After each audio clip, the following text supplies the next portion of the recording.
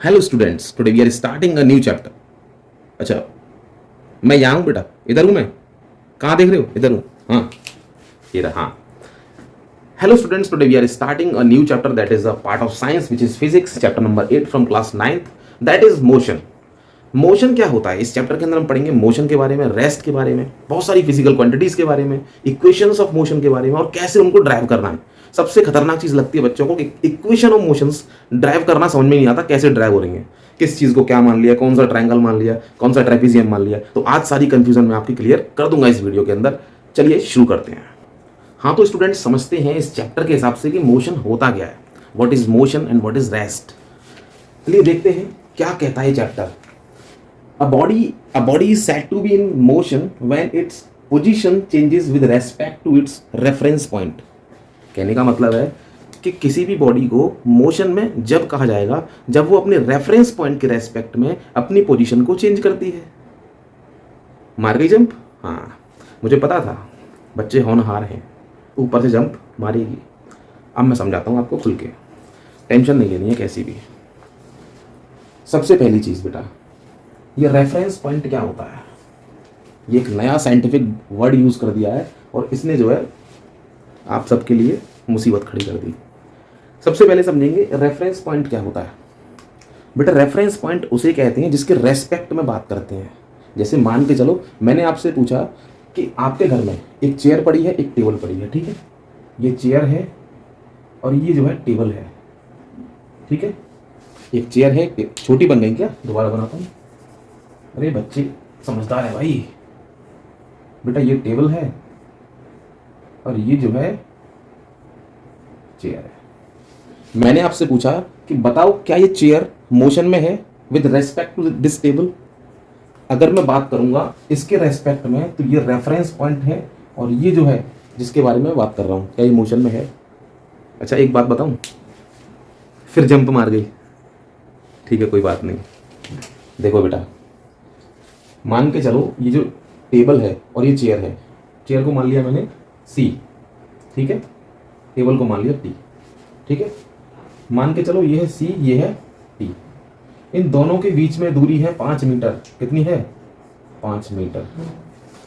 मैंने इस चेयर को उठा के रख दिया 4 मीटर पे। मैंने क्या किया? चेयर को उठा के रख दिया 4 मीटर पे। मैंने उसकी पोजीशन चेंज की। मैंने उसको मूव किया। लेकिन अगर मैंने उसको नहीं उठाया, जहाँ पे वो रखी है वहीं पे रखी है, उन दोनों के बीच की दूरी सेम है। मतलब इसके रेस्पेक्ट में ये मूव ही नहीं कर रही।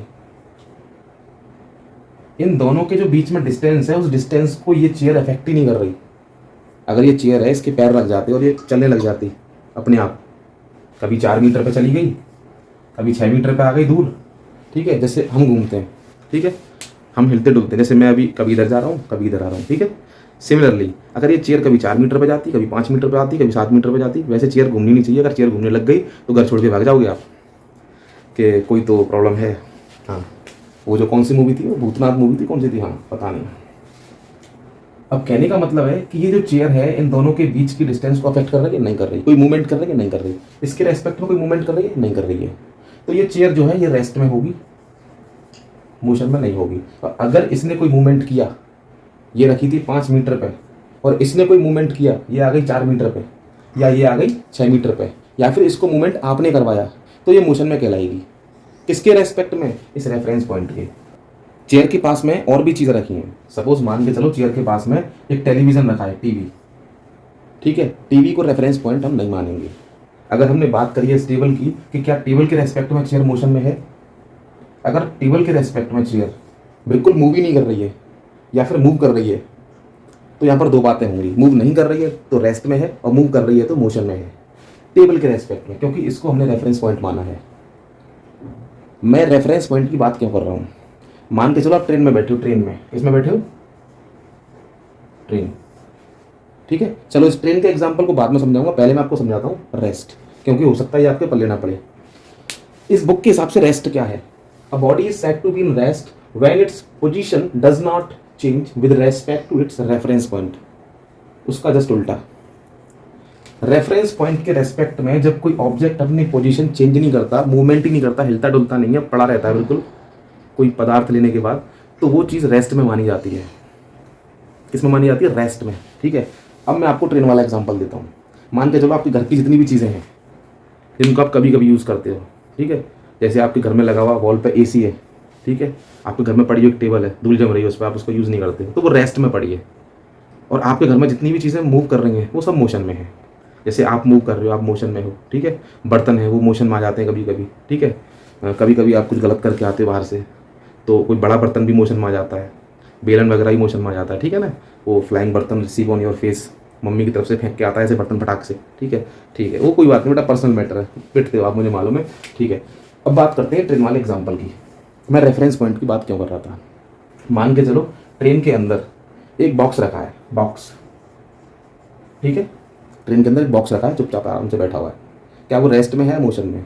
आपके दिमाग में आ रहा होगा कि सर बॉक्स जो है अगर वो हिलना नहीं है तो वो तो रेस्ट में है। मैंने अभी आपसे पूछा ही नहीं, आपने बताया क्यों? मैंने तो आपको रेफरेंस पॉइंट दिया ही नहीं अभी, लेकिन आपके दिमाग में आ गया ना रेस्ट में होगा। मैंने आपसे बोला कि बताओ बेटा, ये बॉक्स जो है, जो बाहर चीज़ें हैं, ट्रेन से बाहर जो चीज़ें हैं, खेत खलियान जंगल, उनके रेस्पेक्ट में रेस्ट में है, मोशन में है? तो बेटा उनके रेस्पेक्ट में तो मोशन में ही होगा ना। रेफरेंस पॉइंट पर डिपेंड करता है कि कोई चीज़ मोशन में है या रेस्ट में है। ऐसे तो बेटा आपके घर में पड़ी जो टेबल है ना, जो रेस्ट में है, वो भी मोशन में है, क्योंकि वो किस पर पड़ी है, धरती पे। वो धरती बेटा घूम रही है ना, और रिवॉल्व भी कर रही है, रोटेट भी कर रही है, ठीक है। तो मोशन में है या नहीं कोई चीज़, ये डिपेंड करता है रेफरेंस पॉइंट के ऊपर। हम किस रेफरेंस पॉइंट की बात कर रहे हैं, किसके रेस्पेक्ट में बात कर रहे हैं। तो कभी आपसे कोई क्वेश्चन पूछे कि बेटा बताओ ये चीज़ मोशन में है या नहीं है, तो सबसे पहले आप उससे क्वेश्चन पूछ लेना कि किसके रेस्पेक्ट में है। पहले आप ये बताओ किसके रेस्पेक्ट में पूछ रहे हो, ठीक है, उसके बाद हम जवाब देंगे, ठीक है। चलो तो बेटा आगे बढ़ते हैं इस टॉपिक में। मैं आपको एक चीज़ बता दूं, एक नोटिस दे दूं कि अगर बीच में आपको कोई रोने की साउंड आए तो मेरी बेटी सो रही है बगल में, ठीक है, अभी तो सो रही है आराम से। खांसने की साउंड आए छोटे बच्चे की तो वो मेरी बेटी है, ठीक है ना। हाँ, उससे मैं नहीं लड़ सकता, उससे मना करूँगा ना उतना ही चिल्लाएगी। हाँ शाबाश शाबाश बेटा, अंगड़ाइयाँ ले रही है, सो जा सो जा। हाँ चलो बेटा आगे चलते हैं नेक्स्ट टॉपिक पे। हाँ इसको डस्टर लाओ भाई, डस्टर कहाँ है? ये डस्टर पता नहीं कहाँ लग जाता है, आ गया डस्टर, बड़ा मोशन में आ रहा है।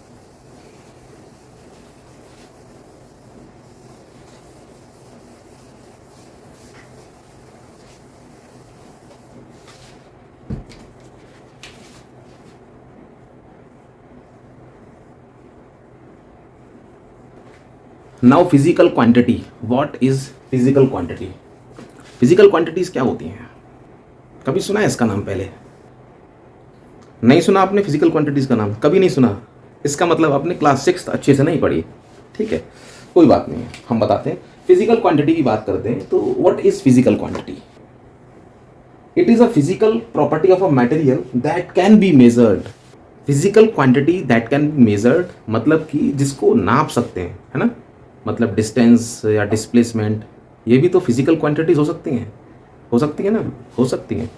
लेकिन यहाँ पर मैं आपको एक चीज़ बता दूँ कि फिजिकल क्वांटिटीज दो तरह की होती हैं, one is vector, one is scalar.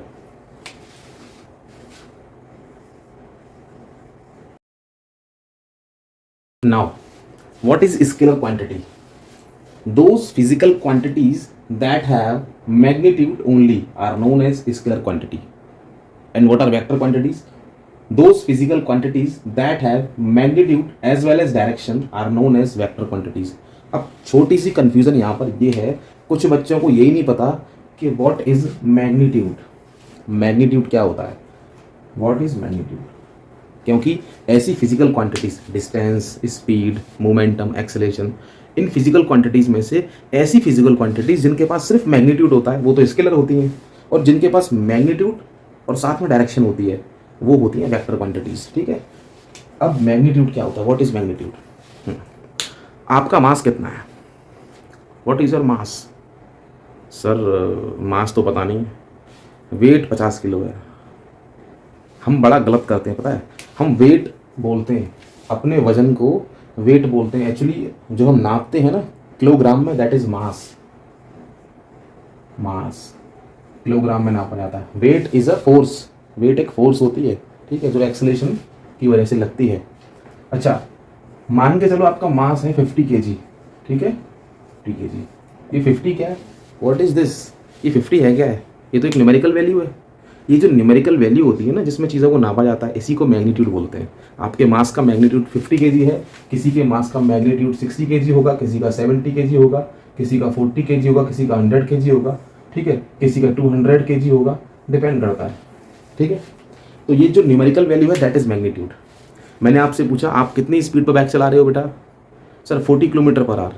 40 kilometre per hour का मतलब कि आपका जो मैग्नीट्यूड है दैट इज 40, ठीक है। तो ऐसी फिजिकल क्वांटिटीज जिनके पास सिर्फ मैग्नीट्यूड होता है उनको बोलते हैं स्केलर क्वांटिटी। मास है, मास एक स्केलर क्वांटिटी है, because mass have only magnitude, direction नहीं होती। अब मैं ये नहीं बोलूँगा मास है 200 किलो पश्चिम की तरफ, कोई कुछ फेंक कर मार देगा, ठीक है। कोई अगर आपने बोला सब्जी वाले की दुकान पे गए, आपने बोला सब्जी वाले भैया 5 किलो आलू दो दिल्ली की तरफ, तो वो दिल्ली की तरफ नहीं देगा आलू, आपकी तरफ देगा, बड़े बड़े आलू, साथ में ईंट भी आ सकती है, ठीक है। तो कहने का मतलब है कि ऐसी फिजिकल क्वांटिटीज़ जिनके पास डायरेक्शन नहीं होती वो स्केलर क्वांटिटीज़ होती हैं, ठीक है। अब बात करते हैं वेक्टर क्वांटिटीज़ की। तो ऐसी फिजिकल क्वांटिटीज़ जिनके पास मैग्नीट्यूड और साथ में डायरेक्शन भी होती है उनको बोला जाता है क्या? Vector quantity. For example velocity, for example velocity, displacement,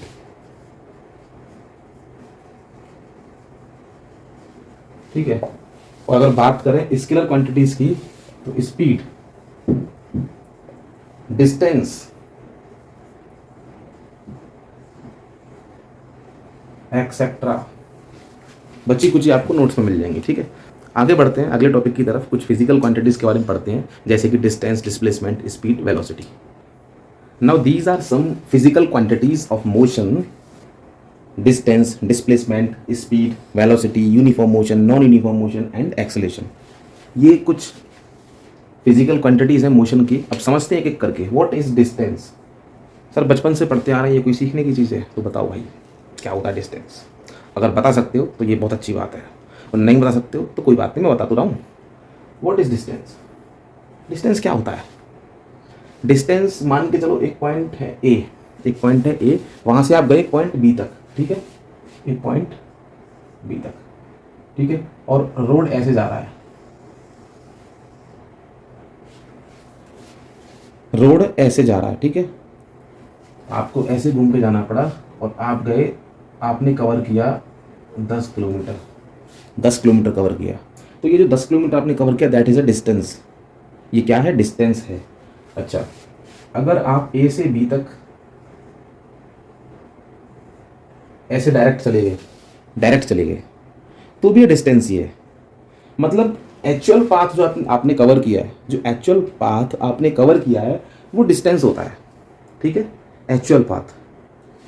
अगर मान के चलो ये आपका स्कूल है और ये आपका घर है और आपको जाना पड़ता है इस तरीके से, इस तरीके से, इस तरीके से, तो ये एक्चुअल पाथ है। ये एक एक्चुअल पाथ है जो आपने कवर किया है, and this actual path is known as distance. अगला है डिस्प्लेसमेंट। What is displacement? कुछ अंतर नहीं है, दोनों को दूरी बोलते हैं हिंदी में, लेकिन छोटा सा अंतर है। डिस्टेंस होता है the shortest path covered between two destinations या 2 पॉइंट्स। 2 पॉइंट्स के बीच में कवर किया गया शॉर्टेस्ट पाथ। कवर नहीं भी किया गया फर्क नहीं पड़ता, बस 2 पॉइंट्स के बीच की शॉर्टेस्ट डिस्टेंस क्या होगी, दैट इज डिस्प्लेसमेंट। मतलब अगर मैं बात करूं इस पॉइंट ए से इस पॉइंट बी की, तो ये तो था डिस्टेंस, लेकिन अगर मैं बात करूं डिस्प्लेसमेंट की, तो इनके बीच का शॉर्टेस्ट जो पाथ होगा वो एक स्ट्रेट लाइन होगी इन दोनों पॉइंट्स के बीच में, एंड दैट इज डिस्प्लेसमेंट। हम डिस्टेंस की एक और डेफिनेशन बोल सकते हैं, the actual path covered by moving body is known as distance. और डिस्प्लेसमेंट के लिए the shortest path covered by moving body between 2 points is known as displacement. Distance is a scalar quantity and displacement is a vector quantity. Clear? मान के चलिए एक example और ले लेते हैं। ये है आगरा, यह है दिल्ली, एक्चुअली दिल्ली बोलते हैं इसको, दिल्ली, लेकिन दिल्ली बोलने में जो मज़ा है ना वो दिल्ली बोलने में नहीं है। ठीक है, चलो, ठीक है, दिल्ली। आगरा और दिल्ली के बीच में डिस्टेंस है लगभग 200 किलोमीटर्स। ठीक है, लेकिन वो 200 किलोमीटर्स कैसे है,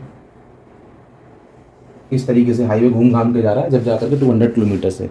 आप करो एक काम, एक पॉइंट रख दो आगरा के ऊपर, एक पॉइंट रख दो दिल्ली के ऊपर, और दोनों के बीच की शॉर्टेस्ट डिस्टेंस निकालो। लगभग 150 किलोमीटर के आसपास पड़ेगी, 160 किलोमीटर या 170 किलोमीटर का, 20-25 किलोमीटर कम हो जाएंगे। वो जो कर्व पाथ पड़ता है वो कम हो जाएगा। ठीक है, तो ये जो शॉर्टेस्ट डिस्टेंस हम कवर करेंगे दो पॉइंट्स के बीच में, जो कि हो नहीं पाएगी क्योंकि रोड ही नहीं है वहाँ से, ऊपर से आप जा सकते हो। ठीक है, आगरा और दिल्ली के बीच में शॉर्टेस्ट जो आप डिस्टेंस कवर करोगे दैट इज डिस्प्लेसमेंट। तो नॉर्मल सी बात है, आपसे कोई कभी पूछे व्हाट इज डिस्टेंस, कि जो एक्चुअल पाथ कवर की हमने दो डेस्टिनेशंस के बीच में, that is distance.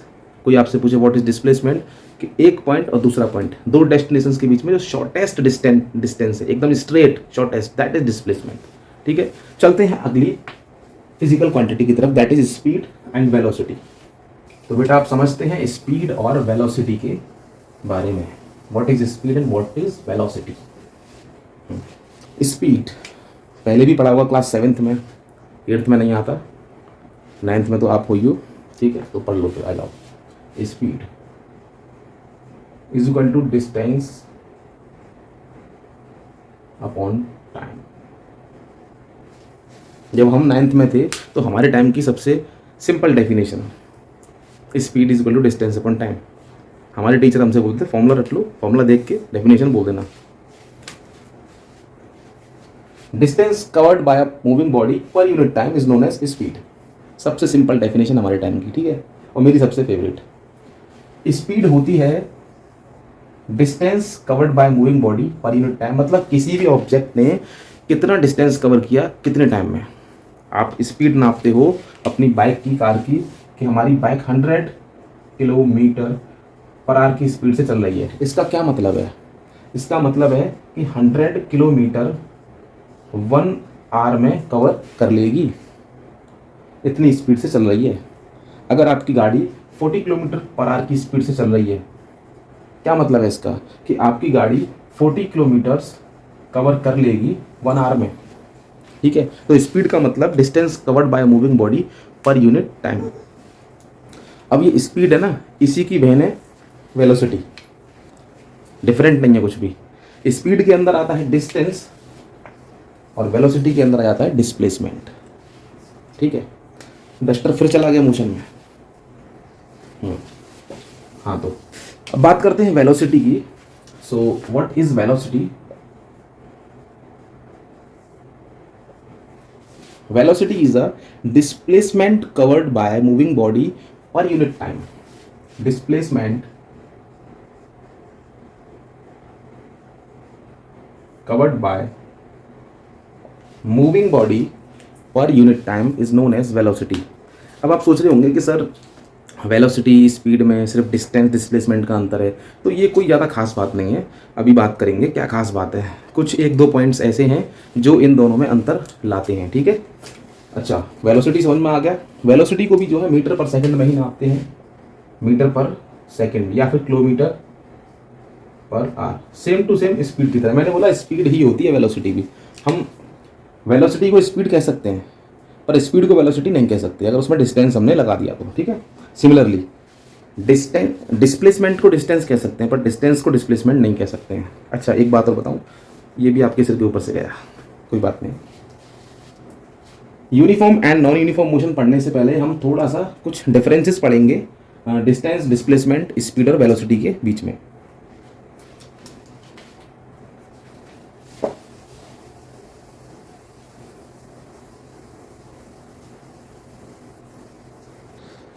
Now some important points regarding distance, displacement, speed and velocity.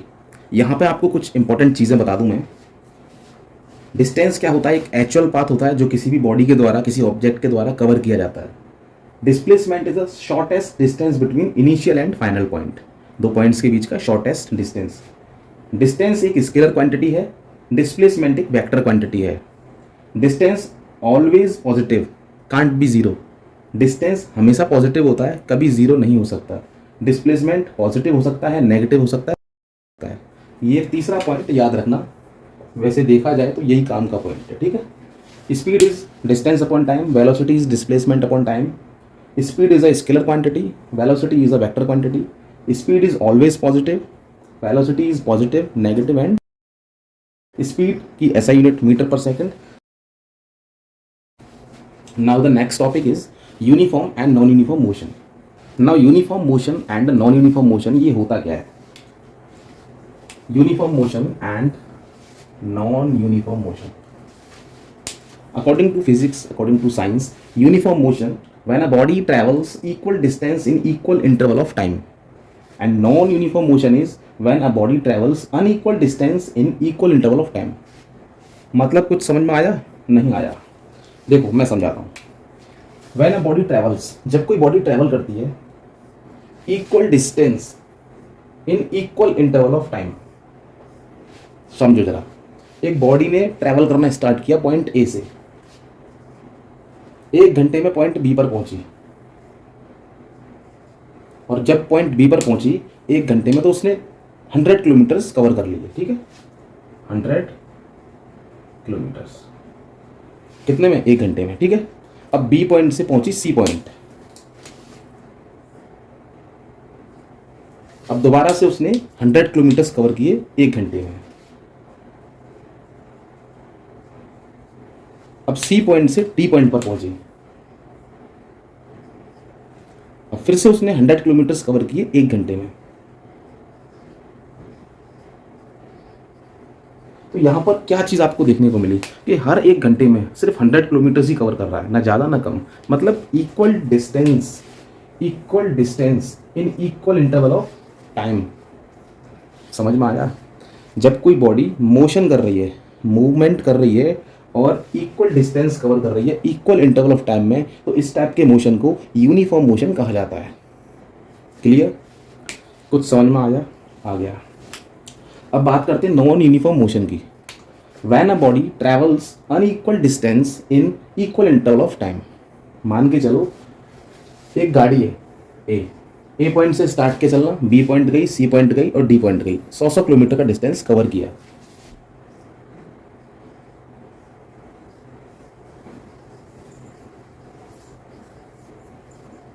ठीक है, 100 किलोमीटर का डिस्टेंस कवर किया, नहीं सॉरी, 1 घंटे में पहुंची। इसको 1 घंटा लगा, 1 घंटे का टाइम लगा इसको, ठीक है, क्योंकि ये कह रहा है हमसे इक्वल इंटरवल ऑफ टाइम। ठीक है, 1 घंटे में ए पॉइंट से बी पॉइंट पहुंची, 1 घंटे में बी पॉइंट से सी पॉइंट पहुंची और 1 घंटे में सी पॉइंट से डी पॉइंट पहुंची। लेकिन एक गड़बड़ हो गई यहाँ पे, पता है क्या? ए से बी की जो दूरी है दैट इज 100, बी से सी के बीच की डिस्टेंस 200 और सी से डी के बीच की डिस्टेंस 50 किलोमीटर। मतलब कि पहले 1 घंटे में 100 किलोमीटर गई, दूसरे 1 घंटे में 200 किलोमीटर गई और तीसरे 1 घंटे में 50 किलोमीटर गई। मतलब इक्वल इंटरवल ऑफ टाइम में अनइक्वल डिस्टेंस कवर किया इसने। मतलब कि टाइम तो इसको सेम लग रहा है, 1 घंटा 1 घंटा 1 घंटा, लेकिन डिस्टेंस अनइक्वल कवर कर लिया। तो इस टाइप के मोशन को जब कोई बॉडी अनइक्वल डिस्टेंस कवर करती है इक्वल इंटरवल ऑफ टाइम में, तो उसको नॉन यूनिफॉर्म मोशन कहा जाता है। क्लियर? हाँ, कुछ इंपॉर्टेंट सिंबल्स जैसे कि डिस्टेंस को हम डिनोट करते हैं एस से, डिस्टेंस हो या डिस्प्लेसमेंट हो। इनिशियल वेलोसिटी को यू बोलते हैं, फाइनल वेलोसिटी को वी बोलते हैं, टाइम को टी बोलते हैं, एक्सेलरेशन को ए बोलते हैं। तो आपके दिमाग में एक क्वेश्चन होगा कि सर वेलोसिटी तो समझा दिया, स्पीड समझा दिया, लेकिन ये इनिशियल वेलोसिटी क्या होती है? देखो आपको बता दूं मैं कि इनिशियल वेलोसिटी उस वेलोसिटी को बोलते हैं जब ऑब्जेक्ट चलना स्टार्ट करता है, टाइम इंटरवल जब उसका 0 होता है, जब टी की वैल्यू 0 होती है। टी की वैल्यू 0 का मतलब अभी उसने स्टार्ट किया ही नहीं है। ठीक है, वो वेलोसिटी जब टाइम इंटरवल 0 होता है उसको बोलते हैं क्या? Initial velocity. और फाइनल वेलोसिटी वो उसको बोलते हैं जब कोई भी ऑब्जेक्ट अपनी मैक्सिमम स्पीड या वेलोसिटी को रीच कर जाता है। Maximum velocity of an object. Clear? ठीक है, चलो आगे बढ़ते हैं। Now acceleration, the rate of change of velocity of an object with respect to time is called acceleration.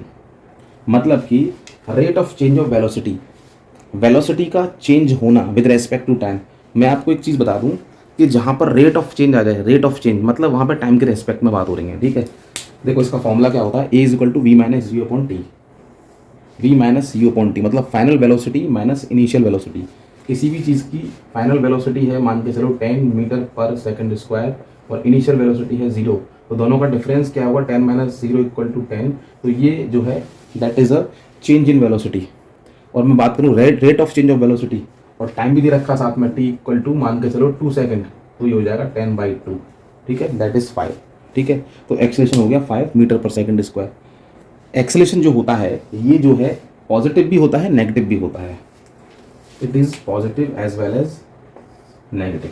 और नेगेटिव जो एक्सेलेरेशन होता है उसको हम रिटार्डेशन बोलते हैं या फिर डी एक्सेलेरेशन बोलते हैं। अब ये होता कैसे है, मतलब पॉजिटिव कैसे हो सकता है एक्सेलेरेशन या नेगेटिव कैसे हो सकता है, चलो देख लेते हैं एक छोटा सा न्यूमेरिकल करके। उससे पहले मैं आपको बता दूं कि एक्सेलेरेशन की ऐसा यूनिट होती है that is meter per second square, और फॉर्मूला होता है A is equal to we minus you upon T. Acceleration positive कब होता है नेगेटिव कब होता है, देखो यहाँ पर दो कंडीशंस होती हैं पॉजिटिव के लिए। जब इनिशियल वेलोसिटी कम होती है फाइनल वेलोसिटी से, when initial velocity lower than final velocity, मतलब इनिशियल वेलोसिटी की वैल्यू कम होती है फाइनल से, उस कंडीशन में जो एक्सेलेरेशन होता है दैट इज पॉजिटिव। और जब इनिशियल वेलोसिटी की वैल्यू फाइनल वेलोसिटी से ज़्यादा होती है, in this condition the acceleration is negative. चलो सॉल्व करके देखते हैं। A is equal to we minus you upon T. 60 minus 30, v की वैल्यू है 60 minus 30 upon t which is 5, that is equal to 30 upon 5, 6। Now the acceleration equal to 6 metre per second square. 6 किसका आया, positive का, plus का 6। Now the acceleration is positive. In the second condition solve करके देखते हैं, that is 60 minus 120 मतलब v minus you upon T. 60 माइनस 20 अपॉन 6 that is equal to minus 60 अपॉन 6 that is equal to minus का 10 मीटर पर सेकंड स्क्वायर। तो हम कह सकते हैं कि ये है negative acceleration which is retardation. मतलब रिटार्डेशन की वैल्यू कितनी आई है, minus 10 metre per second square, मतलब कि नेगेटिव एक्सेलेरेशन की। तो ये दो कंडीशंस होती हैं जहां पर एक्सेलेरेशन पॉजिटिव या नेगेटिव होता है। नोट डाउन कर लें, चलते हैं अगले टॉपिक की तरफ। तो बात करते हैं अब ग्राफिकल रिप्रेजेंटेशन की। तो यहाँ पर मैंने दो ग्राफ बनाए हैं, ये है आपका यूनिफॉर्म स्पीड वेलोसिटी, ये नॉन यूनिफॉर्म स्पीड वेलोसिटी। मतलब स्पीड और वेलोसिटी का ग्राफ तो एक ही है, ये यूनिफॉर्म के लिए है, ये नॉन यूनिफॉर्म के लिए है। अब देखो यूनिफॉर्म में क्या होता है कि अगर मैं बात करूँ स्पीड की, तो स्पीड का फॉर्मूला होता है that is distance upon time. Distance को बोलते हैं एस, टाइम को डिनोट करेंगे टी से, ठीक है। तो मैंने इसको ले लिया डिस्टेंस, ठीक है, इसको ले लिया टाइम। सिमिलरली यहाँ पर इसको डिस्टेंस, इसको टाइम, ठीक है। अब देखो अगर मैं बात करूँ यूनिफॉर्म स्पीड की, ठीक है, मतलब equal distance travelled in equal time. मैंने आपको बताया था ए से बी तक 1 घंटे में 100 किलोमीटर, फिर 100 किलोमीटर, फिर 100 किलोमीटर, ठीक है। तो अगर बात करें यूनिफॉर्म स्पीड की या वेलोसिटी की, तो सबसे पहले मान के चलो पहले 1 घंटे में 100 किलोमीटर, दूसरे 1 घंटे में 100 किलोमीटर फिर से गया वो, फिर तीसरे घंटे में 100 किलोमीटर फिर से गया। जब इनको मैच करूंगा इस तरीके से, तो ये इस तरीके से मेरे को कोऑर्डिनेट्स मिलेंगे और ये एकदम सीधा निकल जाएगा। मतलब कि यूनिफॉर्म स्पीड का जो ग्राफ है वो इस तरीके से सीधा निकल जाएगा। लेकिन अगर बात करूँ नॉन यूनिफॉर्म स्पीड का, तो उसमें या तो ऐसे कर्व बनेगा या फिर ऐसे कर्व बनेगा, ठीक है, सीधा नहीं निकलेगा। तो स्टूडेंट्स ये है यूनिफॉर्म मोशन का ग्राफ, ये है यूनिफॉर्म एक्सेलरेटेड मोशन का ग्राफ, ठीक है। इसमें स्लोप आपका इस तरीके से जाता है सीधा, और इसके अंदर आपका जो स्लोप जाता है वो जाता है एकदम इस तरीके से, जैसे हमने पहले यूनिफॉर्म स्पीड वाले में लिया था, लाइक दिस, ऐसे। अब इसके बाद बात करते हैं इक्वेशन ऑफ मोशंस की और उनके डेरिवेशन की, कैसे ड्राइव होती हैं। देखो सबसे इंपॉर्टेंट पार्ट है इस चैप्टर का ये, और सबसे हार्ड भी लगता है। अब तक जो भी आपने पढ़ा वो हलवा था सब कुछ, ठीक है। अब जो आने वाला है उस पर थोड़ा सा आपको कॉन्सेंट्रेट करना पड़ेगा, क्योंकि जो इक्वेशन ऑफ मोशंस के डेरिवेशन है उसमें थोड़ा समझने में दिक्कत होती है, हालांकि है कुछ नहीं है, ठीक है। थोड़ा सा आप ध्यान लगा के बैठो, 10 मिनट के अंदर आपको समझा दूंगा। तो स्टूडेंट्स ये हैं equation of motion, v is equal to you plus A t, s equal to U T plus half A T square, 2as equal to B square minus you square. इन तीनों का नाम है, पहली है आपकी वेलोसिटी टाइम रिलेशन, दूसरी है equation of position time relation, और तीसरी है equation of position velocity relation. तो अब इन तीनों का डेरिवेशन करेंगे ग्राफिकल मेथड से, कैसे इन तीनों को ड्राइव करके और ये फॉर्मूला बना है, मतलब ये इक्वेशंस बनी कैसे ग्राफिकल मेथड से सॉल्व करके देखेंगे। ठीक है, तो स्टेप बाय स्टेप आप देखना और घबराना मत। ठीक है, तो ये है velocity time relationship v equal to you plus A T, ये हमको प्रूव करना है। हमने एक ग्राफ लिया है, इस ग्राफ के अंदर हम क्या करेंगे, ये मानेंगे वेलोसिटी, ये है हमारी velocity, velocity and that one is time, that one is time.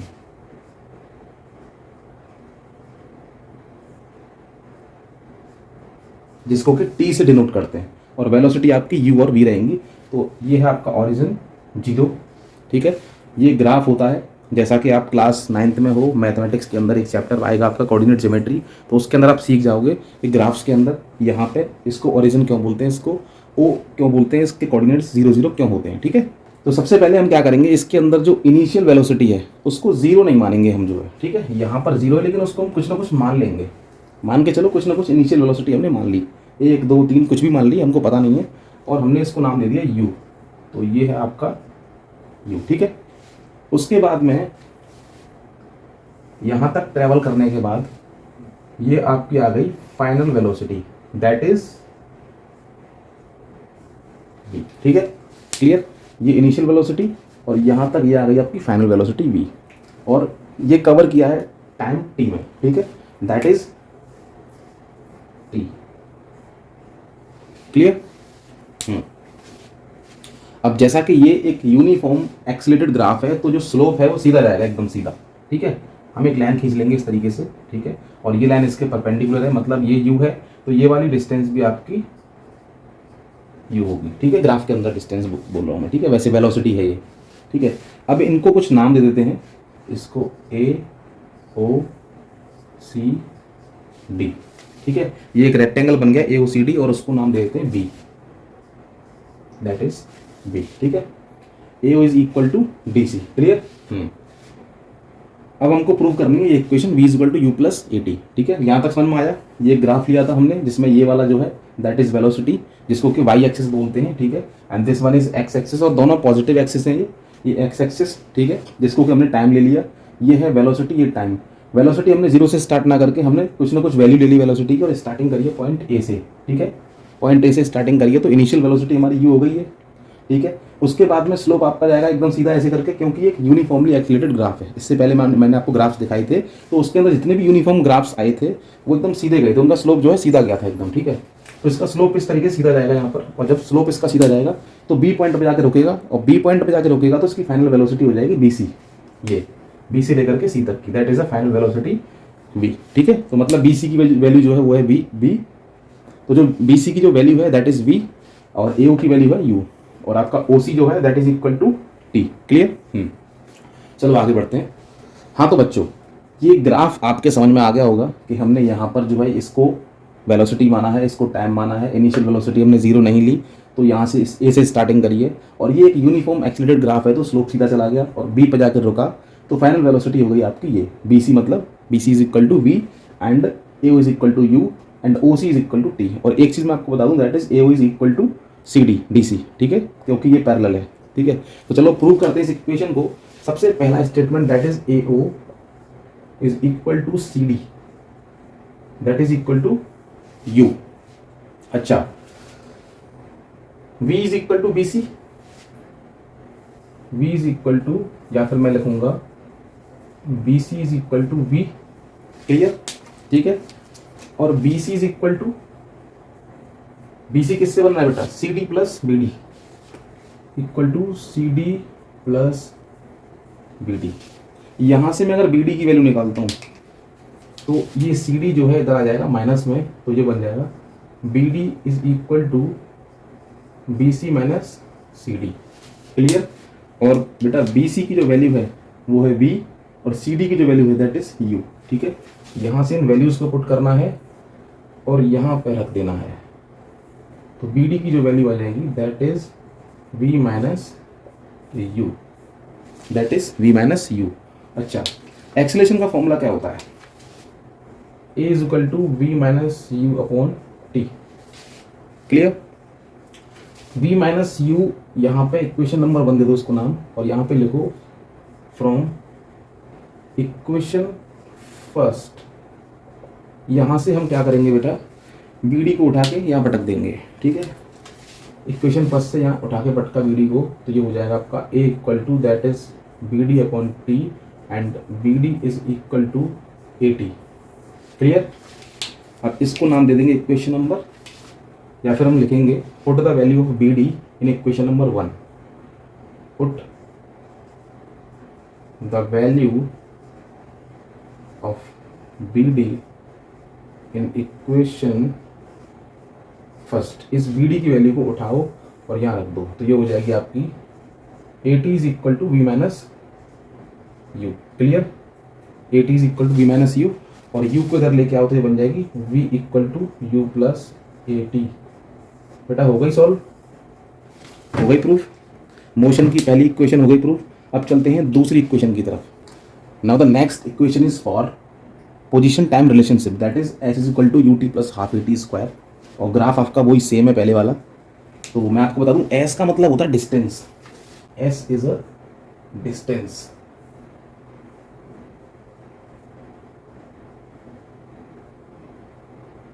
और इस स्लोप के अंदर अगर बात करूं मैं डिस्टेंस की, इस ग्राफ के अंदर बात करूं डिस्टेंस की, तो डिस्टेंस का मतलब है यहां पर, डिस्टेंस का मतलब है यहां पर ये area, that area, and that area is made by combination of triangle and rectangle. तो हम क्या लिखेंगे, distance is equal to area of A D B, area of A D B plus area of rectangle A O C D, A O C D. Clear. Area of triangle होता है half base into height. S is equal to 1/2 base into height plus length into breath. Then S is equal to 1/2 base into height क्या है बेटा, base है T multiply T and height है आपकी B D, that is equal to we minus U. B D is equal to we minus U plus L into B. L क्या है आपकी, that is T into B, B is U. S equal to half into T multiply by V minus U.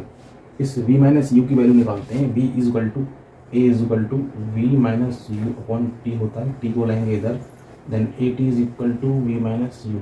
V minus U की value हो गई A T, तो इसकी value यहाँ put कर देंगे, इस ए टी को इस जगह पे। ठीक है, चलो पुट करते हैं, तो ये हो जाएगा आपका A T plus T multiply by you.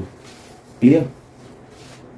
S equal to 1/2 A T square plus U T, then S equal to U T plus half A T square. Hence proved. Now third equation of motion, उसको करते हैं derive. Graph same रहेगा।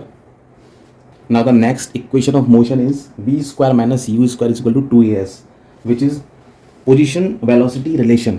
अब यहाँ से हम देखते हैं, अगर मैं इस s को छोड़ूं तो ये बन जाएगा s equal to V square minus you square upon 2a।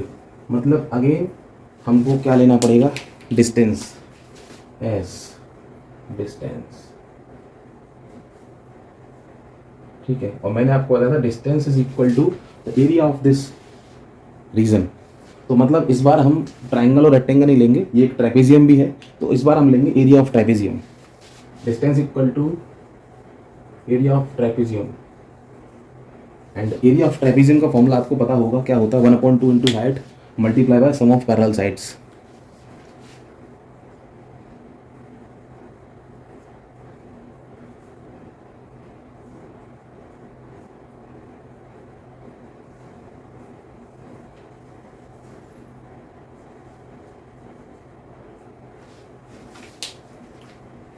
Area of trapezium is 1/2 into height, sum of parallel sides.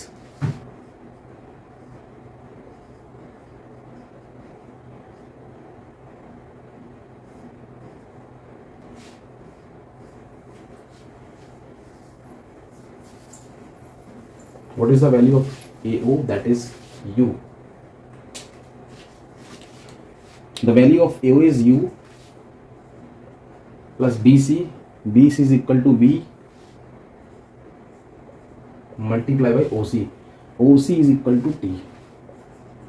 अब छोटा सा एक खेल खेलेंगे यहाँ पर, a is equal to we minus you upon t. A को पहुँचाओ इधर, टी को पहुँचाओ इधर, तो ये बन जाएगा आपका T is equal to we minus you upon A. Now put the value of T in this equation, then s equal to u plus v upon 2 multiply by v minus u। ठीक है, अच्छा इसको मैं पलट के लिख सकता हूँ, s equal to v plus u upon 2 multiply by v minus u। अब आपने मैथ्स के अंदर, एल्जेब्रा के अंदर एक फॉर्मूला पढ़ा होगा, that is a plus B, a minus B, a plus B a minus B that is equal to A square minus B square. तो मैं इसको भी क्या लिख सकता हूँ, इसको लिख सकता हूँ V square minus you square upon 2। ठीक है, clear, V square minus you square upon 2। अच्छा एक चीज़ जो यहाँ पर छूट गई है वो है ये वाला ए, इस ए को भी लिखना है यहाँ पर अपॉन ए, ठीक है 2a। तो ये हो जाएगा आपका that is S equal to B square minus you square upon 2a, जो कि यहाँ पर हमको प्रूव करना था। अब इसको मैं अगर खोलूँ फॉर्म में लेके आऊँ तो ये बन जाएगा आपका b square minus you square equal to a x. Clear, हमने यहाँ से a equal to b minus you upon t, यहाँ से हमने टी की वैल्यू निकाली, टी को इधर भेज दिया, ए को इधर लेके आ गया, तो टी की वैल्यू हो गई वी माइनस यू अपॉन ए, और इस टी की वैल्यू को यहाँ पर पुट किया था। ठीक है, यहाँ पर पुट किया था वी माइनस यू अपॉन ए को, वी माइनस यू अपॉन ए यहाँ पे हम लिखना भूल गए थे। ठीक है, बाद में हमने लिखा था। अब ये जो है ये आपका ये वाली फॉर्म बना रहा है, A plus B A minus B, देखो V plus U V minus U, तो ये हो जाएगा आपका A square minus B square, मतलब V square minus you square upon 2a आ जाएगा आपका ये वाला, 2 into A that is 2 into A that is 2a। ठीक है, तो इस तरीके से आपकी जो है third equation of motion drive होती है, और यहीं पे आपका चैप्टर खत्म होता है लगभग। और इस चैप्टर के अगले पार्ट में हम करेंगे कुछ इंपॉर्टेंट क्वेश्चंस और कुछ प्रॉब्लम्स। ठीक है, बाकी स्टूडेंट्स कैसी लगी आपको वीडियो, अगर आपको वीडियो वर्दी लगी है, कुछ समझ में आया है तो लाइक करें वीडियो को, शेयर करें अपने फ्रेंड्स के साथ, अपने व्हाट्सएप स्टेटस पे लगाएं। ठीक है, और एक चीज़ करना मत भूलना, दैट इज़ चैनल को सब्सक्राइब। और दूसरी चीज़ मैं आपको बताता हूँ, थोड़ा सा इसके नोट्स बना लेना। ठीक है, और जो चीज़ समझ में नहीं आई है उसको वापस एक बार देख लेना। ठीक है, तो उससे क्लियर हो जाएगी। फिर भी नहीं आई है तो आप मेरे से पूछ सकते हो, कमेंट में बता दोगे। जिन बच्चों के पास मेरा नंबर है जो मेरे कॉन्टैक्ट में है वो मेरे को कॉल कर सकते हैं, जिनके पास नहीं है वो मेरे को कमेंट में बता सकते हैं। बाकी मैं स्पेशली उस टॉपिक के ऊपर वीडियो बना दूंगा। बाकी ऐसे ही पढ़ते रहो, तरक्की करते रहो। गॉड ब्लेस यू, जय हिंद।